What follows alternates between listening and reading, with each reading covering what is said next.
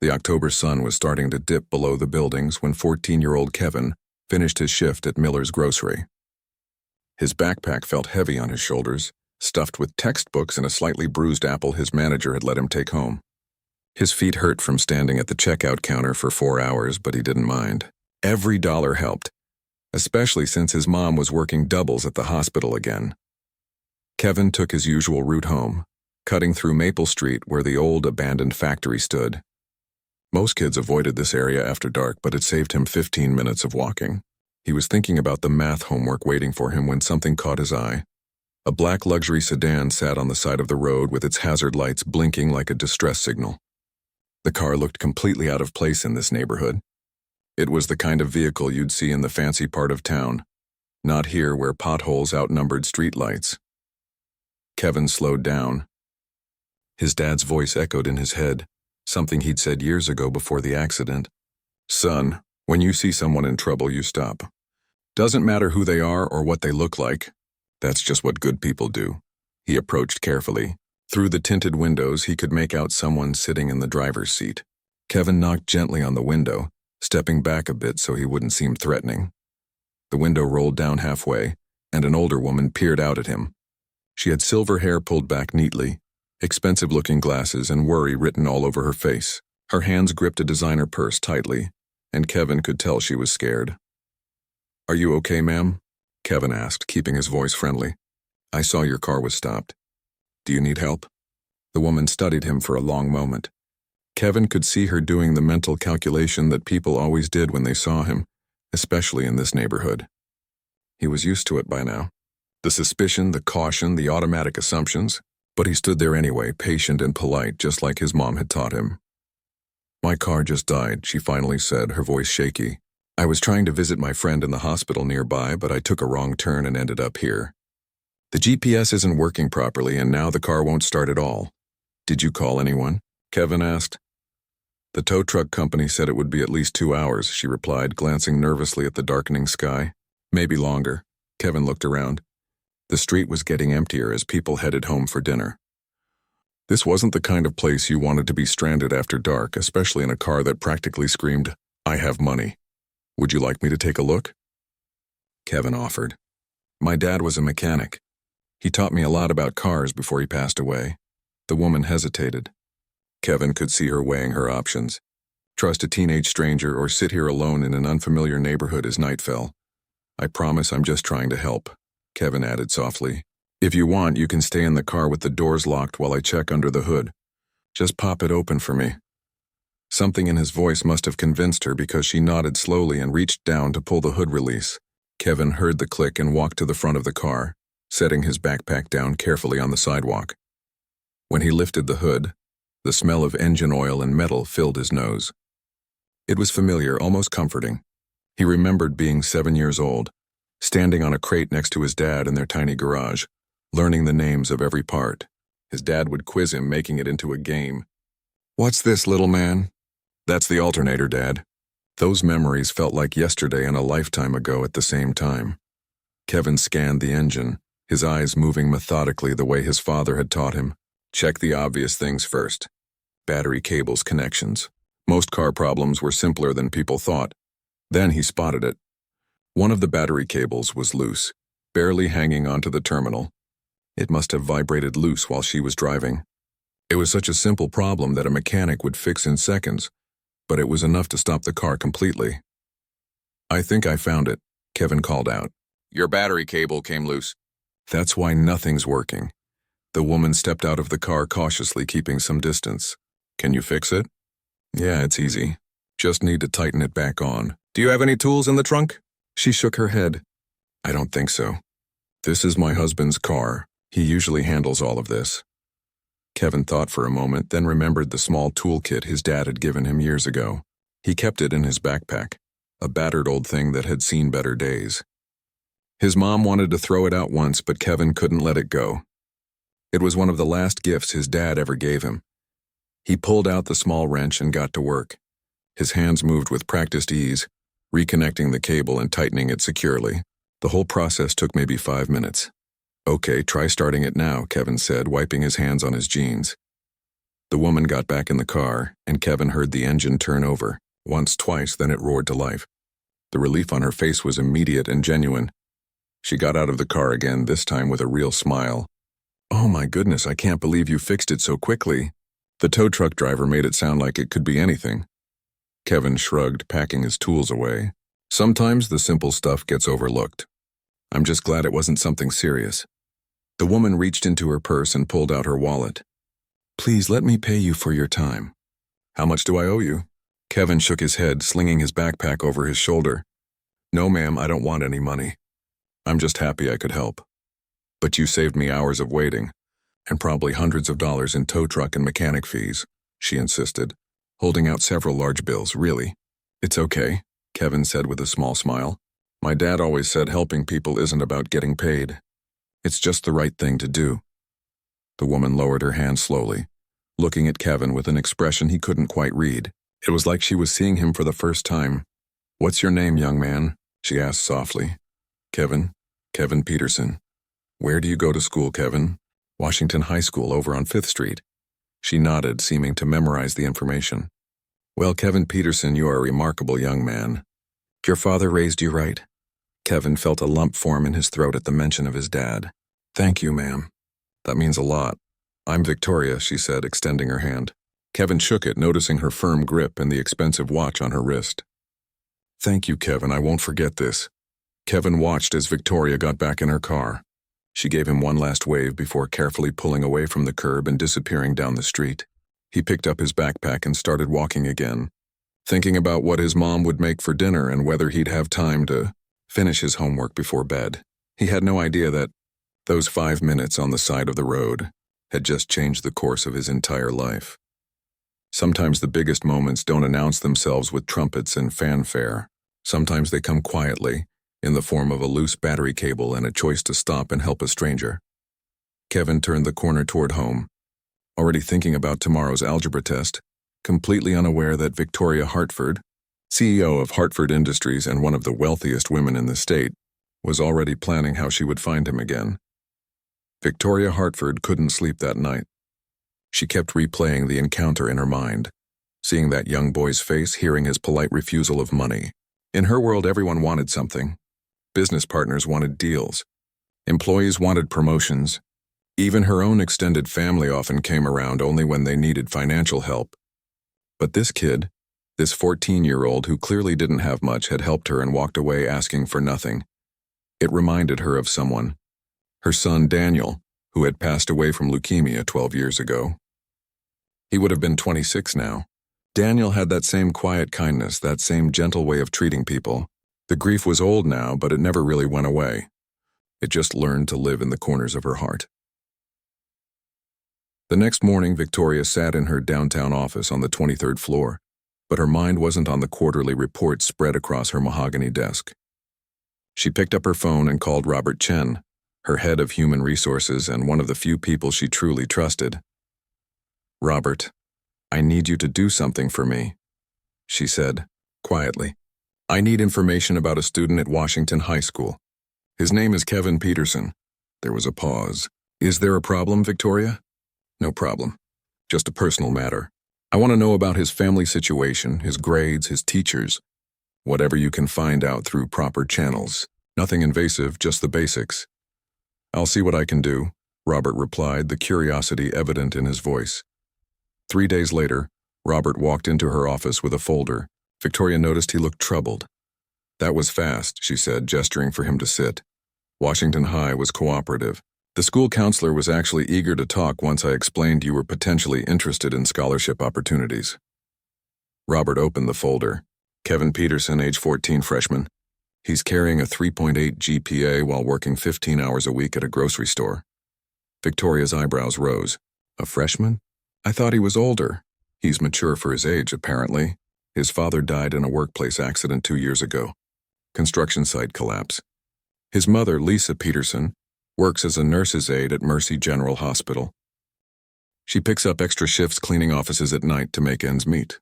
Victoria felt her chest tighten. "Go on." "Kevin works after school and on weekends to help with bills.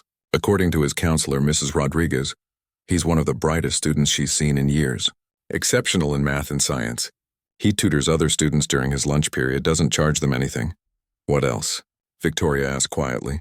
Robert flipped a page. Here's the interesting part. Kevin was identified for the advanced STEM program, but he turned it down. When Mrs. Rodriguez asked why, he said the program required students to stay after school for extra classes and he couldn't miss his work shifts. The family lives in a 2-bedroom apartment in the Riverside district. They're not on public assistance because Lisa makes just enough to disqualify them, but not enough to actually get ahead. Victoria stared out the window at the city skyline. What about college plans? That's where it gets harder, Robert said, his voice softening. Mrs. Rodriguez says Kevin talks about becoming an automotive engineer. He's been obsessed with cars since his father taught him about engines. But the family can't afford college, and Kevin refuses to apply for most scholarships. Why would he refuse scholarships? According to the counselor, he keeps saying other kids need them more. Kids with lower grades who might not have any options at all. He thinks that if he can work and save money, he should, and let the scholarship money go to someone who has no other choice. Robert shook his head. The counselor said she's never seen anything like it. Most kids are fighting for every opportunity. Kevin's turning them down because he thinks someone else deserves them more. Victoria closed her eyes. That was exactly something Daniel would have done. There's one more thing, Robert added. I drove by the grocery store yesterday just to see the place. Kevin was there, helping an elderly woman carry her bags to her car. It was pouring rain. He didn't have an umbrella, just walked her all the way to her car and loaded her groceries while he got soaked. Then he jogged back inside like it was nothing. Victoria stood up and walked to the window, her arms crossed. For several minutes, she didn't speak. Robert knew her well enough to wait. I want to meet the mother, Victoria finally said. Set up a meeting, but don't tell her who I am. Just say I'm interested in discussing Kevin's future. Can you arrange that? Of course, when? As soon as possible. 2 days later, Victoria found herself sitting in a small coffee shop in the Riverside district. It was nothing like the upscale restaurants where she usually took meetings. The chairs didn't match. The floor was worn, but the coffee smelled wonderful and the place was clean. Lisa Peterson walked in right on time. She was younger than Victoria expected, maybe late 30s, with tired eyes but a warm smile. She wore scrubs from her hospital shift and looked like someone who hadn't had a full night's sleep in months. Ms. Hartford? Lisa asked, approaching the table. Please call me Victoria. Thank you for meeting me. They ordered coffee, and for a few minutes they made small talk. But Victoria could see Lisa was nervous, probably wondering what this stranger wanted with her son. I'll be direct, Victoria said. A few days ago, my car broke down in your neighborhood. Your son stopped to help me. He fixed my car in 5 minutes and refused to let me pay him. Lisa's expression shifted from confusion to understanding, to something like pride mixed with concern. That sounds like Kevin. I hope he wasn't too forward. Forward? He saved me hours of waiting and probably hundreds of dollars. But that's not why I'm here, Victoria leaned forward. I did some research, Lisa. I hope you don't mind. I learned about your situation, about Kevin's grades, his dreams of becoming an engineer. Lisa's walls went up immediately. Victoria could see it in her posture. We're doing fine. We don't need charity. This isn't charity, Victoria said firmly. I own Hartford Industries. We manufacture automotive parts. I'm not in the habit of throwing money at strangers, but I'm in the habit of recognizing talent and character when I see it. Your son has both. What exactly are you proposing? Lisa asked carefully. I want to offer Kevin a full scholarship to any engineering program he gets accepted to. Tuition, books, room and board, everything. In return, he'd work as a paid intern at my company during summers, learning the industry from the ground up. Lisa sat back, her coffee forgotten. Why would you do this? Victoria took a deep breath. I had a son, Daniel. He died 12 years ago. He was a lot like Kevin, always helping people, always putting others first. I've spent the last decade building my business, making money, doing deals. But I forgot what really matters. Your son reminded me. I don't know what to say, Lisa whispered, her eyes filling with tears. Say you'll think about it. Talk to Kevin, but Lisa, I need you to understand something. This isn't just about money. I want to mentor him. I want to see him succeed. I want to watch him become the man I know he can be. The man his father would be proud of. Lisa wiped her eyes with a napkin. Kevin loved his father so much. When David died, Kevin grew up overnight. He stopped being a kid and became this little man trying to take care of me. I've watched him sacrifice his childhood to help pay bills, and it breaks my heart. Then let me help, Victoria said gently. Let me give him a chance to be young, to dream big, to not worry about choosing between school and work. Can I ask you something? Lisa said after a moment. Anything. What if he fails? What if he can't handle the pressure of a big university? Or what if he realizes engineering isn't for him? Victoria smiled. Then we figure it out together. This isn't a business transaction with penalties for failure.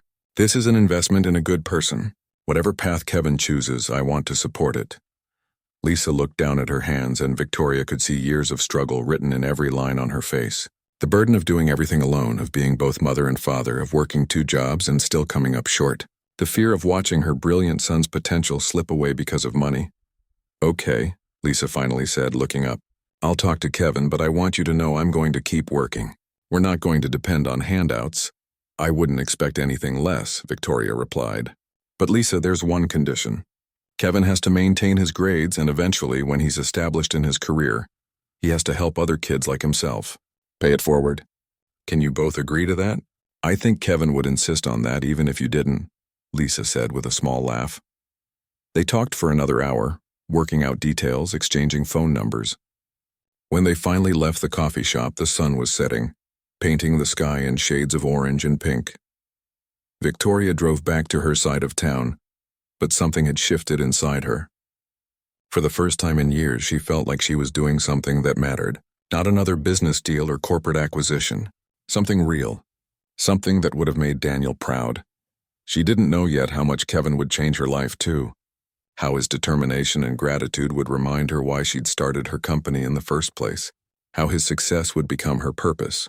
All she knew was that a simple act of kindness on a street corner had opened a door to something bigger than both of them. And she was ready to walk through it. Kevin was doing his homework at the kitchen table when his mom came home from her meeting at the coffee shop. He looked up from his algebra textbook and immediately knew something was different. His mom had this look on her face somewhere between excited and scared, like she'd just won the lottery but wasn't sure the ticket was real. Mom, everything okay? Kevin asked, setting down his pencil. Lisa sat down across from him, still in her scrubs, and just stared at him for a moment. Kevin, do you remember helping a woman with her car a couple weeks ago? An older lady in a black sedan? Kevin thought back. Yeah, her battery cable was loose. Why? Her name is Victoria Hartford. She owns Hartford Industries. Kevin's eyes widened. Even he knew that name. Hartford Industries was huge. They made parts for almost every major car manufacturer in the country. Seriously? She wants to give you a full scholarship to college, Lisa said, her voice cracking slightly. Everything paid for. Tuition, books, housing, food, everything. Kevin sat back in his chair, completely stunned. What? Mom, that doesn't make sense. I just helped her with her car. It took like 5 minutes. It wasn't about the car, baby. It was about who you are. How you helped her without wanting anything in return. Lisa reached across the table and took his hand. She did research on you. She knows about your grades, your dreams of becoming an engineer. She wants to help you get there. But we don't even know her, Kevin protested. Why would she do this? Lisa's eyes filled with tears. She had a son who died. She said you remind her of him. Kevin, this is real. She wants to meet with both of us officially to talk about the details. Kevin felt his world tilting. For 2 years since his dad died, he'd been so focused on just getting through each day. Work, school, help mom, sleep, repeat. College felt like a distant dream, something other kids got to think about. He'd started accepting that maybe he'd work for a few years, save money, and try community college when he was older. I don't know, Mom, Kevin said quietly. It feels like too much. What if I mess up? What if I can't handle it? Kevin Peterson, don't you dare, Lisa said firmly, squeezing his hand. Don't you dare count yourself out before you even try. Your father would be so angry with me if I let you turn this down because you're scared. Kevin looked down at the table. His dad's old toolbox sat in the corner of the kitchen, same place it had been for 2 years. He couldn't bring himself to put it away. Can we at least meet her? Lisa asked. Hear what she has to say? Kevin nodded slowly. Okay, yeah, we can meet her. The meeting was set for Saturday afternoon at their apartment. Kevin spent the whole morning cleaning, even though his mom said it was fine. He vacuumed the worn carpet, organized the books on their small shelf, and made sure the dishes were put away. He didn't know why he was so nervous. This woman had already seen him at his most ordinary, fixing her car on a random street corner. When the knock came at the door, Kevin's heart jumped. His mom answered it, and Victoria Hartford stepped inside. She looked different than Kevin remembered. Less scared, more confident, but her smile was warm and genuine. "Kevin," she said, extending her hand. "It's good to see you again." "You too, ma'am," Kevin replied, shaking her hand. They sat in the small living room, Victoria on the worn couch, Kevin and his mom on the two mismatched chairs they'd found at a yard sale years ago. For a moment, nobody spoke. Then Victoria pulled out a folder from her bag. "I'm going to be direct because I think you both appreciate honesty." Victoria began. "Kevin, what you did for me wasn't just fixing a car. You showed character, kindness. The kind of person you are at 14 tells me everything I need to know about the kind of man you'll become." She opened the folder and slid it across the coffee table. "This is a scholarship contract. Full ride to any accredited engineering program you get accepted to. 4 years, all expenses covered. In addition, every summer you'll work as a paid intern at Hartford Industries. You'll learn the automotive industry from people who've been doing it for decades." Kevin picked up the papers with shaking hands. The numbers on the page didn't seem real. Full tuition, $15,000 for housing, $5,000 for books and supplies, $2,000 monthly stipend for food and necessities. "There's only 2 conditions," Victoria continued. "You maintain at least a 3.0 GPA, and when you're established in your career, you commit to mentoring young people from backgrounds like yours. You pay it forward." "That's it. Why me?" Kevin asked, his voice barely above a whisper. "There are probably thousands of kids smarter than me who need this." Victoria leaned forward. "Smart isn't enough, Kevin. The world is full of smart people who only think about themselves. You're smart and kind. You're smart and humble. You work hard and you help others even when no one's watching. That's rare. That's special." She paused, and Kevin saw her eyes get a little watery. "I lost my son 12 years ago, Daniel. He was kind like you, always putting others first. I built my company into something successful, but I forgot why success matters. It's not about the money or the power. It's about what you do with it.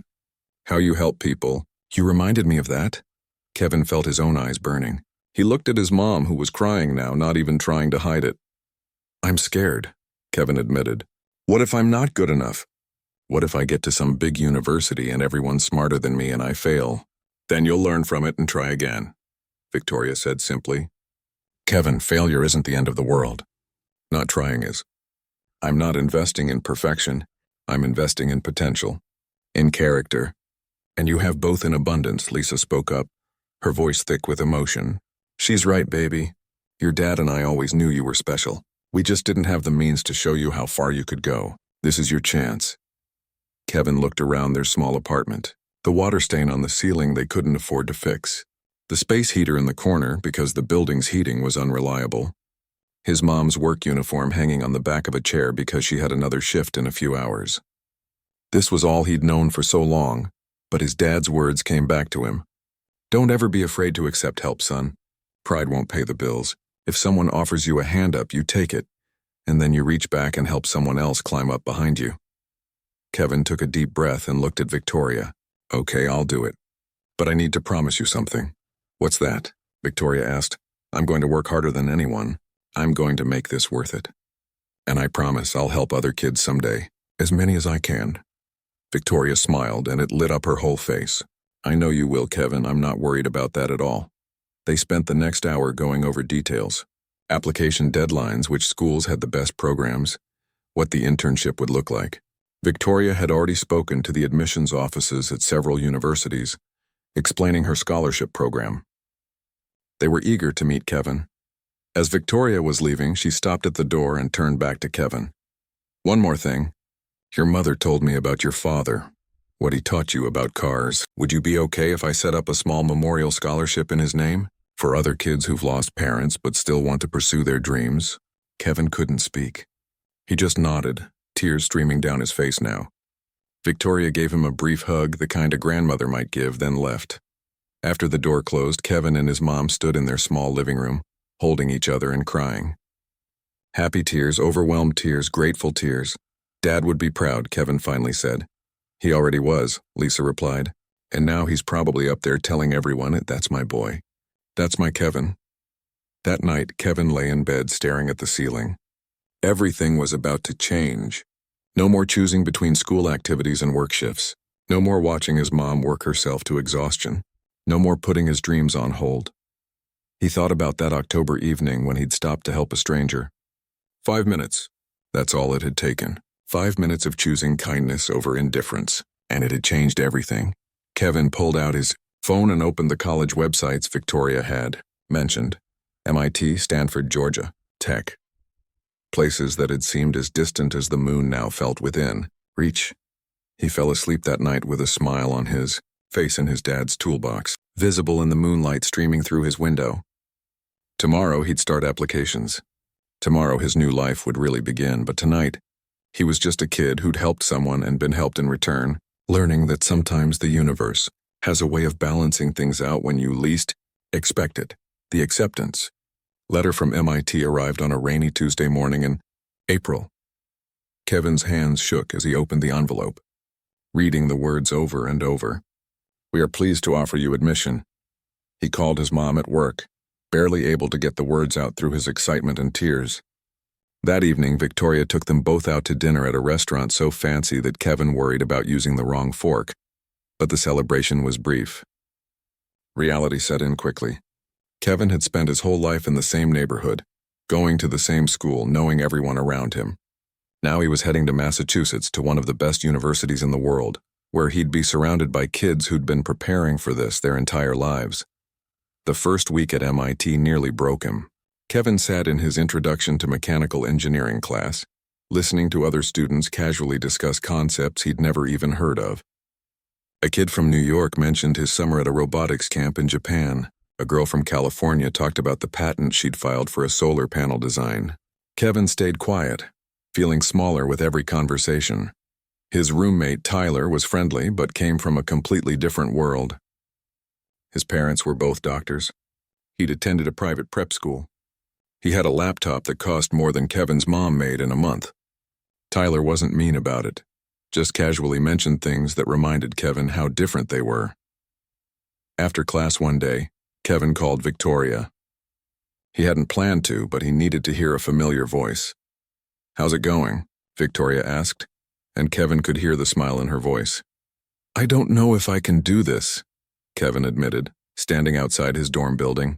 Everyone here is so much smarter than me. They've done things I've only read about. I feel like I don't belong. Victoria was quiet for a moment. Kevin, do you know why MIT accepted you? The scholarship probably helped, Kevin said bitterly. The scholarship got them to look at your application. But they accepted you because you're brilliant. Because your essays showed character and determination that most kids your age don't have. You think those other students are smarter? Maybe some are. But I guarantee most of them have never worked a real job, never helped their family pay bills, never fixed a stranger's car in the rain. You have something they don't. Real-world experience, resilience. Don't let imposter syndrome convince you you're not good enough. Kevin wiped his eyes. What if I fail? Then you'll get back up and try again. That's what strong people do. But Kevin, you're not going to fail. Give it time. Give yourself a chance to adjust. She was right, but it didn't make the next few months any easier. Kevin struggled in his calculus class, staying up until 3 in the morning, trying to understand concepts that seemed to come easily to everyone else. He went to office hours, asked questions, worked practice problems until his hand cramped. Slowly, painfully, it started to click. By the end of his first semester, Kevin had earned a 3.4 GPA. Not the best in his class, but solid. More importantly, he'd made a friend. Jeremy, another engineering student who also came from a working-class background.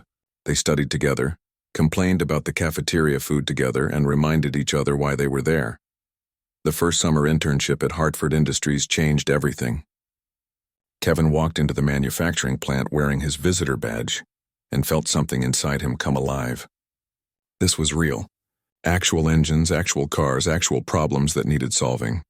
Victoria had assigned him to work under Michael Torres, a senior engineer who'd been with the company for 20 years. Michael didn't care where Kevin went to school or what his GPA was. He cared if Kevin could learn and if he was willing to work. "See this?" Michael said on Kevin's first day, pointing to an engine mount that kept failing quality tests. "We've been trying to fix this problem for 3 months. Fresh eyes might help. You interested?" Kevin nodded eagerly. For the next week, he studied the design, researched similar problems, and talked to the workers on the assembly line who actually installed the parts. They told him things the engineers didn't know.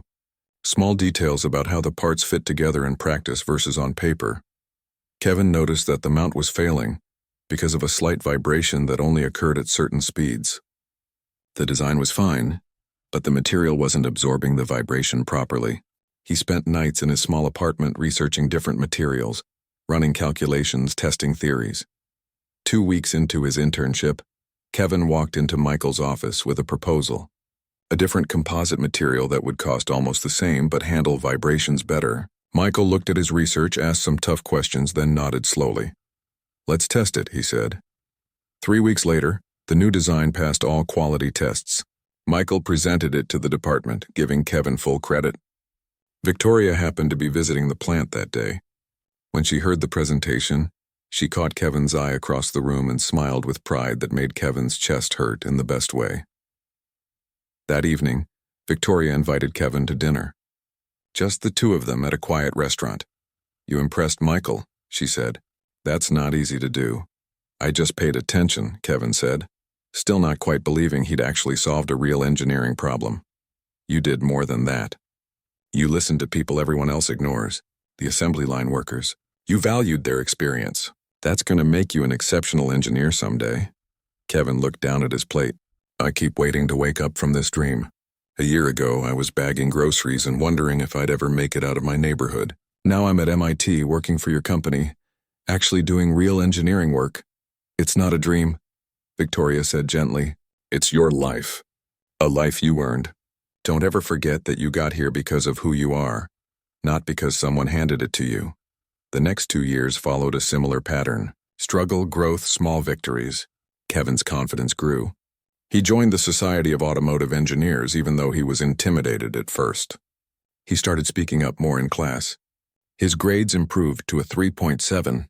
Each summer at Hartford Industries taught him something new. He rotated through different departments, learning not just engineering but how businesses worked, how teams functioned, how ideas became reality. In his junior year, Kevin took an advanced class on electric vehicle systems. For his final project, he decided to tackle something ambitious. Battery efficiency had always been the biggest problem with electric cars. They were getting better, but they still couldn't match gas engines for range and charging speed. Kevin spent months researching, testing, running simulations. He worked with a professor who specialized in energy systems. He emailed experts in the field, most of whom ignored him, but a few who wrote back with helpful advice. His idea was to redesign how batteries cooled themselves. Current systems used a lot of energy just keeping the battery at the right temperature. Kevin designed a passive cooling system that used the car's movement to regulate temperature, saving energy that could go to actually driving. It was theoretical. He didn't have the resources to build a full prototype, but his calculations showed it could increase battery efficiency by 12%. That might not sound like much, but in the electric vehicle world, 12% was huge. He presented his project to his class, expecting mild interest at best. Instead, his professor asked him to stay after. "Have you shown this to anyone else?" Professor Williams asked. "Just you and my project partner." "Kevin, this could actually work. I want to submit this to the National Automotive Engineering Conference. Would you be willing to present it?" Kevin stared at him. "The National Conference? I'm just a student. You're a student with a potentially game-changing idea. This is exactly the kind of innovation the industry needs." 2 months later, Kevin stood on a stage in front of 300 engineers, automotive executives and professors presenting his battery cooling system design. His hands shook at first. His voice cracked on the second slide. But then he looked out into the audience and saw Victoria sitting in the third row, looking at him the way his dad used to look at him when he was proud. Kevin took a breath and just talked. Not like he was trying to impress anyone, but like he was sharing something he was genuinely excited about. He explained the problem, his solution, and why it mattered. When he finished, the room was quiet for a moment. Then someone started clapping and suddenly everyone was applauding. People came up to him afterward, asking questions, exchanging business cards, telling him to stay in touch. A researcher from an electric vehicle company asked if he could use Kevin's design as a starting point for actual testing. An automotive journalist asked to interview him for a trade magazine. Kevin called his mom that night. "Dad would have loved this," he said. "He's seeing it," Lisa replied, her voice thick with emotion. "And he's so proud of you, baby. So proud."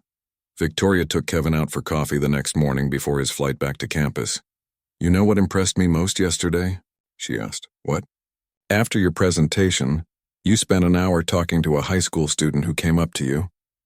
You could have been networking with executives, but instead you encouraged a kid who reminded you of yourself." Kevin shrugged. "He asked good questions. He deserves answers." "That's exactly what I mean," Victoria said, reaching across the table to squeeze his hand. "You're going to change this industry, Kevin. Not just with your innovations, but with how you treat people. Never lose that." As Kevin flew back to campus, he thought about how far he'd come.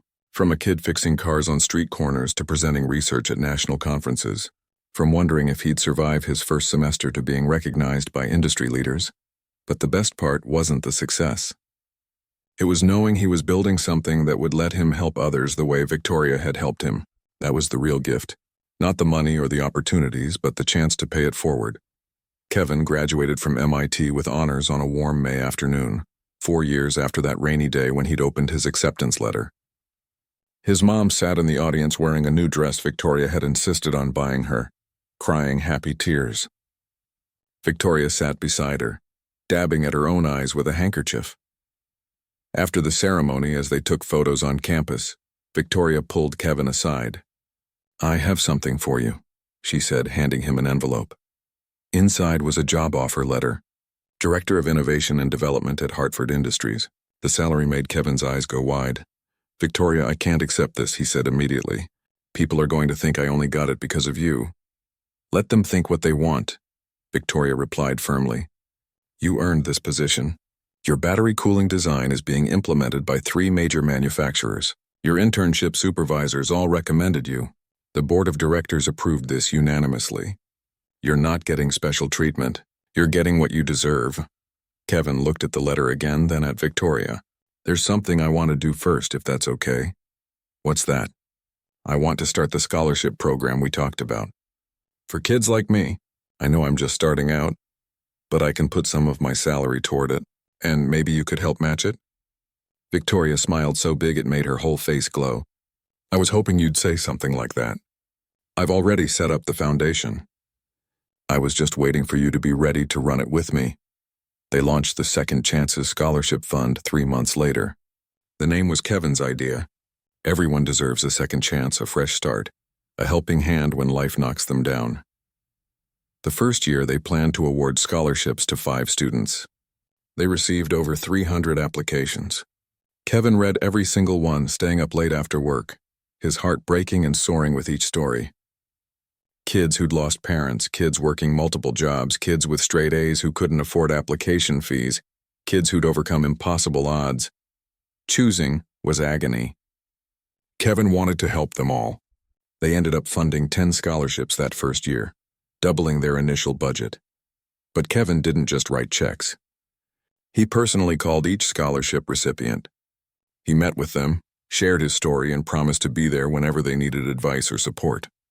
He remembered how much Victoria's mentorship had meant to him, and he wanted to be that person for someone else. One of the first recipients was a 17-year-old girl named Alicia, whose father was incarcerate, and whose mother worked 3 jobs. She wanted to be a civil engineer and build better infrastructure in underserved communities. When Kevin met her, he saw the same fire he'd had at her age, that determination mixed with fear. "What if I'm not smart enough?" Alicia asked him during their first meeting. Kevin smiled. "Someone asked me that exact question once. And you know what I learned? Smart enough isn't the right question. Are you willing to work hard? Are you willing to ask for help when you need it? Are you willing to keep going even when it's difficult?" "Yes," Alicia said firmly. "Then you're going to be fine. And I'm going to make sure of it." Kevin made good on that promise. He checked in with Alicia monthly, answered her panicked texts before exams, talked her through her first engineering project, and celebrated her victories. He did the same for all 10 scholarship students. The program grew. By year 3, they were funding 30 students. By year 5, 75. Other companies started contributing. Victoria's friends from her business circle, initially skeptical, saw the results and wanted to be part of it. At Hartford Industries, Kevin's career flourished. His battery cooling system became an industry standard. He led a team developing sustainable manufacturing processes, but he never forgot where he came from. He insisted on visiting the factory floor regularly, talking to the workers, listening to their insights.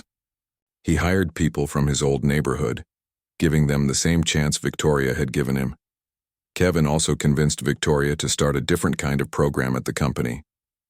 They partnered with local high schools to offer internships to students interested in automotive work.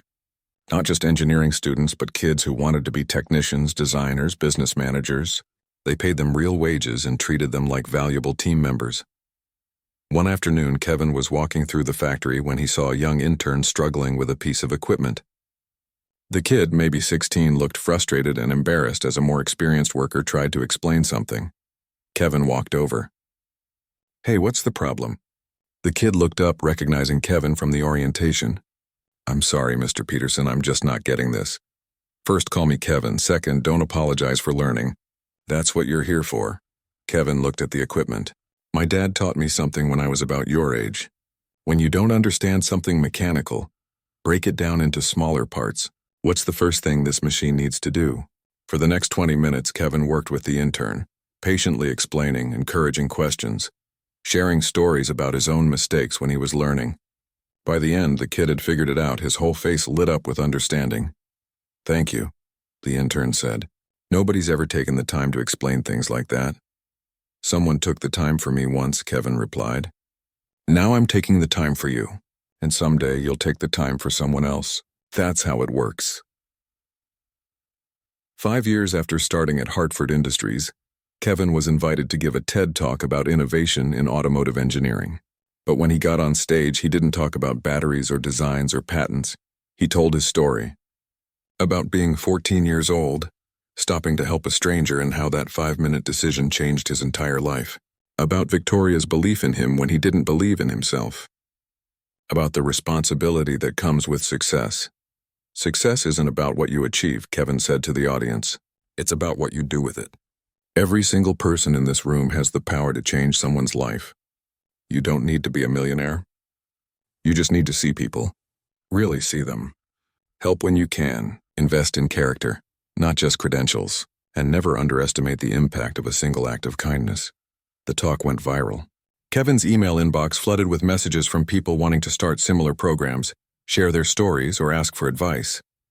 He answered as many as he could, staying up late typing responses, trying to help. On a Saturday morning in October, exactly 10 years after he'd helped Victoria with her car, Kevin drove to his old neighborhood. The scholarship fund was hosting a mentorship day, pairing successful professionals with students from the area. Kevin pulled up to Washington High School and smiled. He was driving a nice car now, something his teenage self would have thought was impossible. But the nicest thing wasn't the car. It was what he was about to do. Inside the school gym, 75 students waited nervously. Kevin recognized that look. The hope mixed with doubt, the dreams that felt too big. Victoria was already there, now 77 years old, but still sharp and active. She'd stepped back from day-to-day operations at Hartford Industries, but she came to every scholarship event. "Ready?" she asked Kevin. "Ready," he said. They walked in together, and Kevin looked at all those young faces. Alicia was there too, now a graduate working as a civil engineer, back to mentor the next generation. So were 3 other scholarship recipients who'd finished school and started careers. Kevin thought about his father, wished he could be there to see this. But in a way he was. Every time Kevin helped someone, every time he chose kindness over indifference, his father's lessons lived on. "Good morning, everyone," Kevin began. 10 years ago, I was sitting exactly where you are. I thought college was impossible. I thought people like me didn't get those kinds of opportunities. But I learned something important. We don't rise alone. Someone reaches down and pulls us up, and then we reach back and pull someone else up. That's what we're here to do today." He told his story again, never tired of sharing it because he knew how much it meant to hear that someone like them had made it, that their circumstances didn't define their future. That help was possible, that dreams could come true. After his talk, students lined up to ask questions, share their own stories, ask for advice. Kevin stayed for hours, giving everyone his time and attention, just like Victoria had done for him. As the sun set and the event ended, Kevin stood in the parking lot with Victoria. They watched the students leave with their mentors, voices excited, faces hopeful. "You did good, kid," Victoria said, using the nickname she'd called him since that first meeting. "We did good," Kevin corrected. "None of this happens without you stopping to let me help with your car." "I didn't let you help," Victoria reminded him with a smile. "You insisted on helping. That's the difference. You chose kindness when you could have kept walking." Kevin looked at the school, then at the street corner a few blocks away where it all began. 10 years. So much had changed, but the lesson remained the same. One moment, one choice, one act of kindness. That's all it took to start a ripple that turned into a wave. "Come on," Victoria said, linking her arm through his. "Let's go get dinner. I want to hear about that new electric motor design you're working on." They walked to their cars together. Mentor and student, benefactor and beneficiary, but really just two people who'd found each other at the exact right moment and decided to make the world a little bit better. And somewhere, on some random street corner, someone else was probably making that same choice right now, stopping to help, choosing kindness, starting their own story. That's how it works. That's how the world changes. One person at a time, one kind act at a time, one second chance at a time.